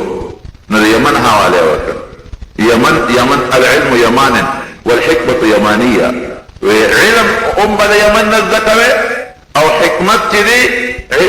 حکمت علم دام یمني دی الایمان یمانا والحکمة یمانیه او ایمان چې د نورو خلقو په عقیدو کې اختلاف راشي یاره دا په صحیح عقیده دی او که دا بل په صحیح عقیده دی د یمن خلقو عقیدې ته ګورې هغه به چوچه عقیده به د اسلام او د ایمان د مدینې منورې کې څومره انصارو دا د یمن د خلقو اولاد ابن قیله به ورته وي اوس او خزرج هغې نه بیا څونه کار رب العالمین واغېسته هسې بعضې خاوره کې داسې یو صفت وي چې هغه په بله کې نه فورا د بلقیس په زمانه کې د سلیمان علیه السلام دعوت یې قبول کړ الله ټول مسلمانان کړ بیا چې فسادونه هلاک شو راغلل مدینې شریفې کې اوسېدل چې د نبي علیه السلام دعوت ورورسېد پروردګار ټول مسلمانان کړ دومره په اسانه یو قوم نه دي مسلمان شوی دومره په اسانه چې د یمن دغه قوم د بلقیس په وخت کې مسلمان شو او دومره په اسانه چې بیا د نبي علیه السلام په دعوت کې الله تعالی د مدینې منورې خلک مسلمانان زما وروڼو دا واقعه مې په دقه بنیاد درته بیان او دې کې چې څومره مسایل هغه مې درته ذکر کړ خو دا ټولو اخري خلاصه دا ده چې څومره لوی د طاقت خاوند دي د لوی بادشاه ولې نه دی د دولت خاوند ولې نه دی د مرګ نه نشي بچ کېدی که نه بچ کېدی شي سلطان ذوالقرنین اسکندر وګوره لوی بادشاه تېر شوی سلیمان علیه السلام وګوره ګوره څونه مضبوطه بادشاهي وه لار د خاورو لاندې اوس د پیغمبر خو ځان له شان یې ګوري پیغمبر پکې نه حسابه د پیغمبر وجود د وفات نه پس نبي علیه السلام فرمایي خاوره د پیغمبر وجود نه خوري لیکن د دنیا نه خلاف کړه لوی لوی طاقتونه یاره دنیا دا چې کومه غټ غټ طاقتونه تاسو وینئ لاړل ختم شو غټ غټ بادشاهان د انګریزانو څونه غټ غټ بادشاهان تېر شوي دي نن په مخ د ځمکه نشته نمرود ته وګوره څونه غټه بادشاهي وه فرعون ته وګوره څونه غټه بادشاهي وه خدای دعوې به یې کولې دا یې نن نشته ریز مریض دی نو که لوی بادشاه دی د لوی سلطنت خاوند دی هغه په مخ د ځمکه همیشه نشي پاتې کېدی تا له دا یو ډېر لوی نصیحت دی مونږ به په مخ د ځمکه څه جمدي پاتې شو او که لوی پیغمبر ولې دی نبی کریم صلی الله علیه وسلم نه لوی شخصیت په مخ د ځمکه او په اسمانونو کې بغیر د الله ذات نه بل ورو نه بعدت خدا بزرگ توی قصه مختصر انک میت و انهم میتون افئن مت فهم الخالدون هغه د جهنم نو نه تا بادشاهي د مرګ نه بچ کولی شي نه د پیریانو طاقت ته بچ کولی شي نه پیغمبري نه ولایت نه علم او نه دولت او نه غریبي په یو څیز د مرګ نه نشي بچ کېدی خامخا باندې خو اصل څیز ایمان او اسلام او د هغې دولت نو رب العالمین دې زمونږ د ایمان او د اسلام دولت نصیب وګرځولی